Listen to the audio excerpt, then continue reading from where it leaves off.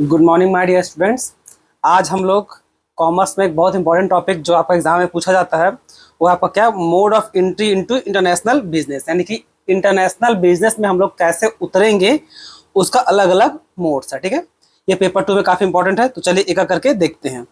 सबसे पहला है आपका एक्सपोर्टिंग। एक्सपोर्टिंग बोलने का मतलब क्या, एक्सपोर्ट करना। ठीक है, तो एक्सपोर्ट का मतलब क्या होता है? एक्सपोर्ट का यानी कि सिंपल सा मतलब है, अगर अपना प्यारा भारत किसी दूसरा कंट्री को अगर सामान बेचे, मान लीजिए अमेरिका को, तो इसको क्या हम लोग कहेंगे? इसको हम लोग बोलेंगे क्या? एक्सपोर्ट। बस इसका सिंपल भाषा में इतना ही मतलब है, यानी कि अपना देश किसी दूसरा कंट्री को, कोई भी दूसरा कंट्री को सामान बेचे उसको कहते हैं एक्सपोर्ट। सीधा सीधा मतलब। आगे देखते हैं। अब एक्सपोर्ट दो प्रकार का होता है, एक डायरेक्ट एक्सपोर्ट और एक इनडायरेक्ट एक्सपोर्ट। डायरेक्ट एक्सपोर्ट में आपका सीधा हम लोग डायरेक्टली सेल कर देते हैं कस्टमर को बिना किसी इंटरमीडियरीज का हेल्प से। अब सेम इनडायरेक्ट एक्सपोर्ट किसको बोलेंगे? जिसमें आपका इंटरमीडियरीज लोग आ जाए। अब इंटरमीडियरीज किसको बोलते हैं भाई? एजेंट को, ब्रोकर को, ये लोग को। ठीक है, तो डायरेक्ट एक्सपोर्ट जहां पर आपका डायरेक्ट कस्टमर को सेल किया गया, कोई इंटरमीडियरीज नहीं है। इनडायरेक्ट जहां पर आप इंटरमीडियरीज का हेल्प करके कस्टमर को सेल किए, ठीक है, एक्सपोर्ट किए हैं। सिंपल भाषा में यही मतलब है। अब क्योंकि इंटरनेशनल बिजनेस में उतरने के लिए ये सिंपल सा, एकदम लो रिस्क और लो इन्वेस्टमेंट, सिंपल सा। ठीक है, आगे आ जाइए। लाइसेंसिंग और फ्रेंचाइजी को समझने के लिए बेटर तरीका से हम लोग सिंपली यही पर समझ में आ जाएगा। ठीक है, इसका डिफरेंस बिटवीन हम लिख रखे हैं, पहले चलिए यही देख लेते हैं।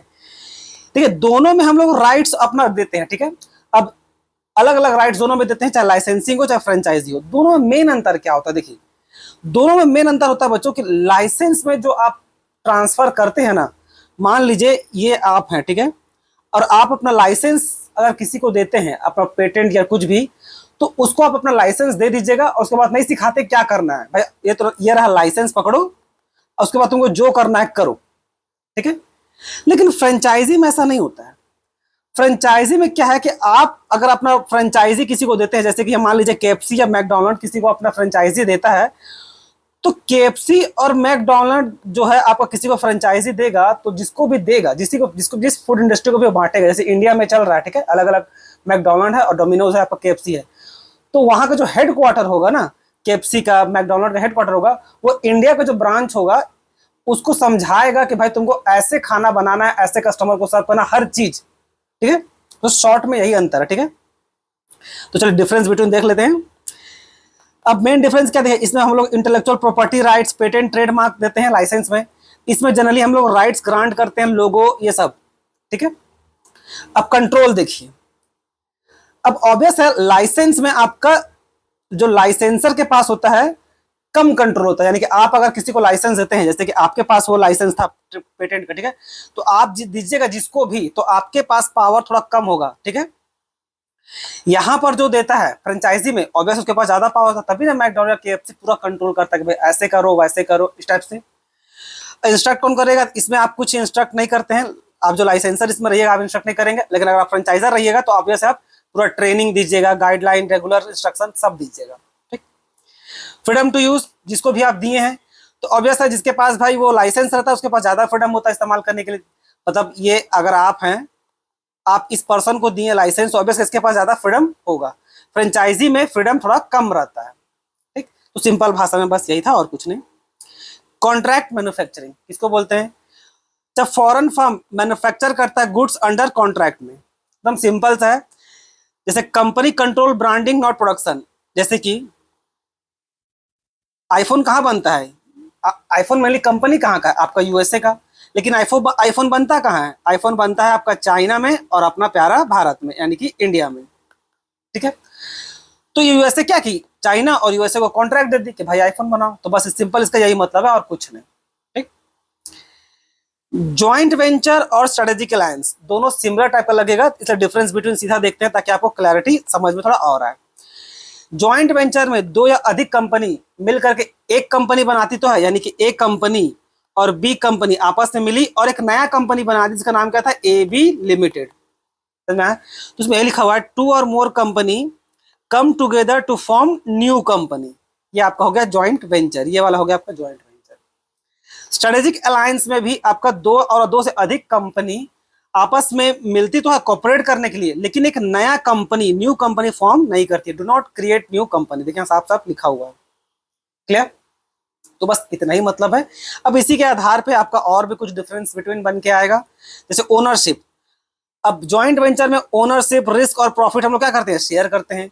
इसमें हम लोग कोई भी ओनरशिप या रिस्क शेयर नहीं करते हैं, ठीक है। अब वैसे भाई इसमें एक नया कंपनी बनेगा तो आपका एक सेपरेट लीगल एंटिटी आएगा कंपनी में, और इसमें कोई नया कंपनी बना नहीं तो कहाँ का लीगल एंटिटी बनेगा, ठीक है। तो बस यही है, ये एग्जाम्पल है कि जहाँ टाटा और स्टारबक मिलकर एक जॉइंट वेंचर बना है इंडिया में, और ये स्पॉटिफाई और उबर ये लोग कोलैबोरेशन करके स्ट्रेटेजिक अलायंस किया है, ठीक है।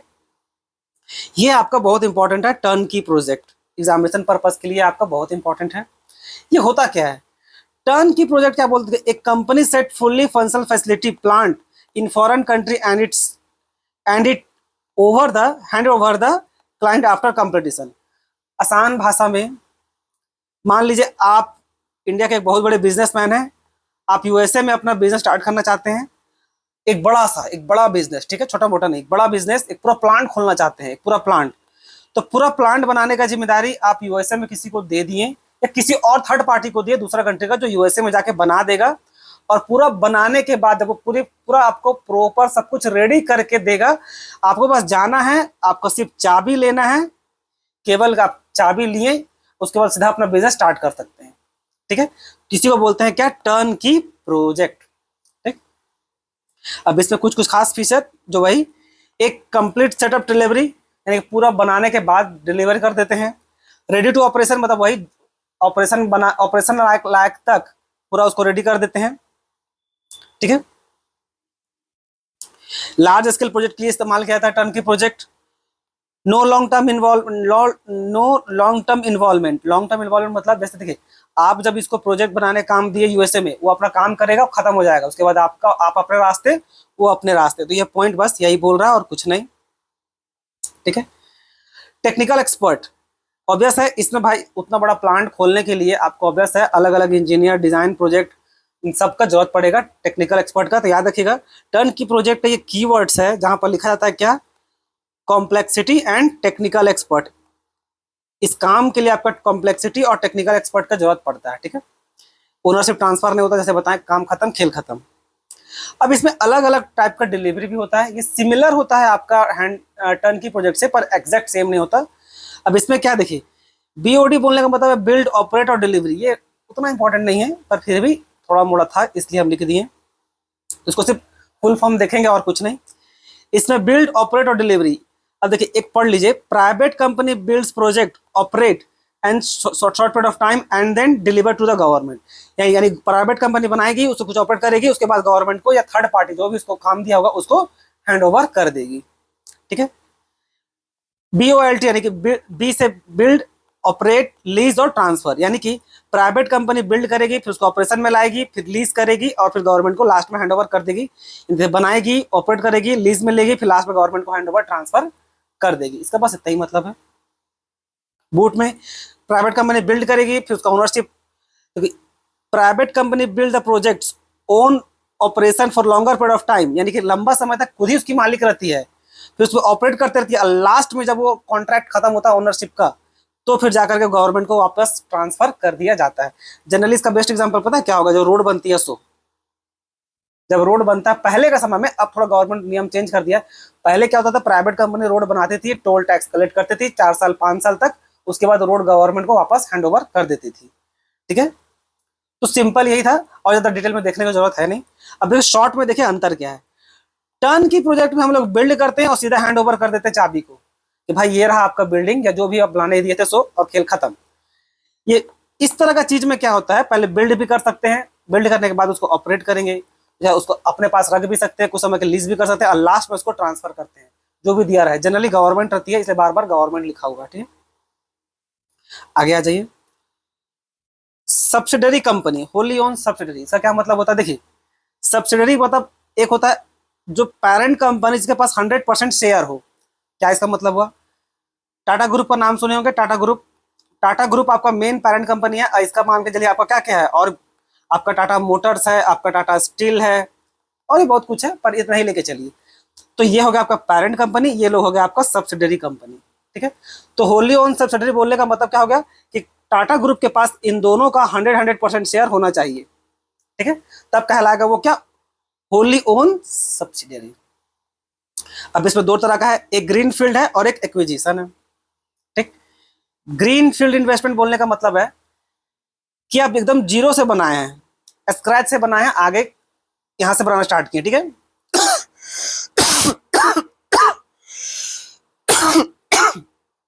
माफ कीजिएगा बच्चों। ग्रीन फील्ड बोलने का मतलब है, मान लीजिए एक कंपनी आई यूपी में, यहाँ पर कुछ नहीं था पहले उसका कुछ भी, और यहाँ पर एकदम जमीन से पूरा पूरा एक जमीन था और वहां पर आप पूरा एक अपना इंडस्ट्री खड़ा की, वो कहलाएगा ग्रीन फील्ड इन्वेस्टमेंट। एक्विजिशन का मतलब, मान के चलिए वो मोबाइल का कंपनी था, ठीक है, तो कोई भी मोबाइल का कंपनी जो इंडिया में यूपी में थी, उसको कंपनी आई और इसको सीधा परचेज कर ली, जो क्या बोलते हैं एक्विजिशन। बस इतना ही मतलब है और कुछ नहीं। ग्रीन फील्ड में हम लोग एकदम स्टार्टिंग से स्क्रैच से बनाते हैं, कुछ नहीं रहता है, और एक्विजिशन में बना बुना कंपनी खरीद लेते हैं। ठीक है, इसमें बहुत रिस्क रहता है, हाई रिस्क और पूरा कंट्रोल भी रहेगा। मर्जर और एक्विजिशन, जब दो कंपनी आपस में मिल जाए तो वो कहलाती है मर्जर, एकदम कंप्लीटली मिल गई। एक्विजिशन मतलब जो थोड़ा सा पहले बताएं, खरीद लेना। ठीक है, सबसे आसान एंट्री है। अब है पिगी बैकिंग। पिगी बैकिंग मतलब होता है a small firm uses distribution channel of large firm. अब देखिए, छोटा फर्म है, स्मॉल फर्म है, उसको भाई एंट्री करना है इंटरनेशनल मार्केट में। ठीक है, इंटरनेशनल मार्केट में उसको एंट्री मारना है, उसके पास लेकिन उतना रिसोर्स नहीं है, क्या नहीं है, पैसा नहीं है, पैसा उतना नहीं है, तो क्या करेगा वो, एक जाइंट कंपनी का हेल्प लेगा। ये जाइंट कंपनी का हेल्प से वो फिर तुम आपका इंटरनेशनल मार्केट में उतर जाएगा, उसको क्या बोलेंगे, piggy banking. Useful of for firm limited resources, जैसे बताया, इसका पैसा कम रहेगा। काउंटर ट्रेड, काउंटर ट्रेड बोलने का मतलब क्या है, काउंटर ट्रेड यानी कि exchange of goods and service without cash. ये आसान भाषा में बार्टर सिस्टम आप पढ़े होंगे। बार्टर सिस्टम यानी कि सामान के बदले सामान। फिर बाय बैक मतलब अपना सामान वापस मंगा लेना। ऑफसेट मतलब जो दोनों का कुछ कुछ था, जैसे कि ये ए है और इधर बी है। ऑफसेट बोलने का मतलब, मान लीजिए इधर 5,000 था और इधर 3,000 था, 5,000 ए को देना था बी को, 3,000 देना था बी को ए को, तो भाई जो पहले जो सिमिलर था उसको ऑफसेट कर दिए, तो कितना, तीन तीन, इसको 3,000 देना था ना, तो 3,000 से कट गया, तो 2,000 रुपये बस और बच जाएगा। ठीक है, या रुकिए, ये थोड़ा कॉम्प्लेक्स टाइप का आपको लग रहा होगा, सिंपल हम कर देते हैं। सिंपल समझिए, वो एग्जांपल थोड़ा सा रहने दीजिए, छोटा एकदम शॉर्ट एग्जांपल कर देते हैं। ये ए और ये बी, समझ लीजिए 5,000 ए को लेना था बी से और बी को लेना था 5,000, तो दोनों को क्या करेगा, दूसरे को, दोनों को एक दूसरे से लेना था ना, तो इसका अकाउंट से अपना वाला काट देगा, ये अपना अकाउंट से उसका वाला काट देगा। ठीक है, दोनों को एक दूसरे से पैसा लेना था तो पूरा कैंसिल हो गया, तो क्या बोलते हैं, ऑफसेटिंग करना। ठीक है, कंसोर्टियम, कंसोर्टियम बोलने का मतलब है कि जब जहां पर बहुत सारा मल्टीपल फर्म कोलैबोरेट करके एक बिग प्रोजेक्ट बनाएगी, उसको बोलते हैं कंसोर्टियम। जैसे एग्जांपल में क्या है, बिल्डिंग एयरपोर्ट्स। अब एयरपोर्ट बहुत बड़ा होता है, बहुत पैसा, बहुत तरह का नॉलेज चाहिए होता है, तो मल्टीपल फर्म मिलकर कोलैबोरेट करेगा और उस प्रोजेक्ट को कंप्लीट करेगा इंटरनेशनल मार्केट में। ठीक है, management contract, foreign firm provides only management skill, इसलिए इसका नाम क्या है, मैनेजमेंट कॉन्ट्रैक्ट। यहाँ पर बहुत सारा कंपनी लोग होती है जो क्या होता है, आपको मैनेजमेंट का स्किल सिखा देगी और बस इतना ही, यहाँ कोई किसी प्रकार का ओनरशिप ट्रांसफर नहीं होता है। ऑफशोरिंग क्या होता है, ऑफशोरिंग का मतलब होता है जब shifting of business process to other countries. अब अपना बिजनेस को इंडिया से यूएसए ले जाइएगा, यानी कि अमेरिका ले जाइएगा, तो उसे क्या बोलेंगे, ऑफशोरिंग। ठीक है, नियर शोरिंग में भी दो प्रकार का, एक नियर शोरिंग और एक रीशोरिंग। नियर शोरिंग मतलब जहां पर नियर बाय कंट्री, यानी कि अपना आसपास कंट्री का, इंडिया का आसपास कंट्री कौन है, जैसे आपका बांग्लादेश, भूटान, नेपाल, श्रीलंका, चाइना, ये सब, पाकिस्तान जाने होती है, फट जाइएगा। रीशोरिंग में क्या है, bringing back countries to home country, यानी कि सेम इसका एग्जाम्पल, जैसे ये इंडिया है और ये यूएसए है। ठीक है, तो यूएसए से अपना बिजनेस को इंडिया वापस लाइएगा। अब इंडिया, आप इंडिया के नागरिक हैं, तो क्या कहलाएगा वो, रीशोरिंग। ठीक है, इंटरनेशनल आउटसोर्सिंग क्या होता है आपको पता ही है, contract international firm and service. Outsourcing आपको आइडिया होता है, दूसरा कंट्री को जिससे हम लोग जो सर्विस लेते हैं वो, जैसे बहुत सारा कंट्री अपना देश से क्या सर्विस लेती है, इंडिया से, जिसके हम लोग सबसे ज्यादा फेमस है आईटी, आईटी सर्विस के हम लोग बहुत फेमस हैं। एफडीआई और पोर्टफोलियो, ये समझने के लिए दोनों प्रकार का इन्वेस्टमेंट है, इन दोनों में डिफरेंस देख लीजिए, क्लियर हो जाएगा। फॉरेन डायरेक्ट इन्वेस्टमेंट और पोर्टफोलियो इन्वेस्टमेंट। सिंपल भाषा में फॉरेन डायरेक्ट इन्वेस्टमेंट बोलने का मतलब होता है कि इसमें कंपनी आएगी और पूरा फिजिकली एसेट, यानी कि आ करके वहां पर लैंड कर देगी, बिल्डिंग बनाएगी, पूरा फैक्ट्री खड़ा करेगी। पोर्टफोलियो इन्वेस्टमेंट में क्या है, आपका केवल फाइनेंशियल एसेट यानी कि स्टॉक शेयर डिबेंचर ये सब वो खरीद लेगा। तो मेन डिफरेंस इन दोनों में बस यही है, ठीक है, कि इसमें फॉरेन डायरेक्ट इन्वेस्टमेंट में यूपी में कोई आई, वहां पर आपका बिल्डिंग खड़ा की, आपका पूरा प्रोजेक्ट चार्ट की, कंपनी चालू की पूरा, उसको क्या बोलेंगे, foreign direct investment. Portfolio investment में क्या है, बस शेयर या डिबेंचर ये सब खरीद लिया गया, वो आपका पोर्टफोलियो इन्वेस्टमेंट कहलाएगा, ठीक। ऑब्वियस है, अब जो आपका कंपनी खोलेगा भाई तो वो लॉन्ग टर्म इन्वेस्टमेंट रखेगा, जो शेयर डिबेंचर करता है जहां फायदा दिखा बेचे निकल जाएगा। कंट्रोल ऑब्वियस है, इसमें इन्वेस्टर के पास कंट्रोल होगा, ठीक है, इसमें शेयर को लेकर उसके पास कोई कंट्रोल नहीं होगा, ठीक है। शेयर तो भाई अब रिलायंस का शेयर है, तो रिलायंस का शेयर तो रिलायंस ही ना उसको कंट्रोल होल्ड करेगा। आप केवल उसको शेयर खरीद लेने से आपको मालिक थोड़ी बन जाइएगा, तब बनिएगा जब बहुत ज्यादा शेयर खरीदिएगा, ऐसे नहीं। फॉर्म क्या है, स्टैब्लिशिंग और requiring company joint venture subsidies, अलग अलग तरीका है। बाइंग शेयर और डिवेंचर, इसका कुछ खास मीनिंग दे नहीं रहा, इतना इंपॉर्टेंट नहीं, रहने दीजिए। रिस्क लेवल क्या है, जनरली हायर, अगर से लाखों करोड़ रुपए खर्च कीजिएगा तब जाके आपका एक फैक्ट्री बनेगा, प्लांट बनेगा, बिल्डिंग बनेगा। इसमें क्या है भाई, जैसा मार्केट का स्ट्रक्चर है उसी हिसाब से, मार्केट अगर ऊपर जा रहा है तो प्रॉफिट ही प्रॉफिट, नीचे आ रहा है थोड़ा वेट कर लीजिए, धीरे धीरे मार्केट बाद में उठ जाएगा। शेयर मार्केट का बात कर रहे हैं, एग्जाम्पल है ये टाटा ग्रुप हो गया, फैक्ट्री सेटअप की यूके में, यहाँ पर एप्पल बाइंग शेयर खरीद लिया आपका एप्पल का, ये है, ठीक है। सेज, एसईजेड सेज और ईपीजेड, इसका मतलब क्या है सीधा देख लीजिए, डिफरेंस बिटवीन में क्लैरिटी के साथ समझ में आ जाएगा। सेज यानी कि स्पेशल इकोनॉमिक जोन, ईपीजेड यानी कि एक्सपोर्ट प्रोसेसिंग जोन। सिंपल भाषा में देखिए, सेज आपका ब्रॉडर कॉन्सेप्ट है, आपका नैरो कॉन्सेप्ट है। यहाँ देखिए साफ लिखा हुआ है ब्रॉडर एरिया, इसमें क्या कहता है आपका एक्सपोर्ट आता है, मैन्युफैक्चरिंग आता है, सर्विस सब आता है, ठीक।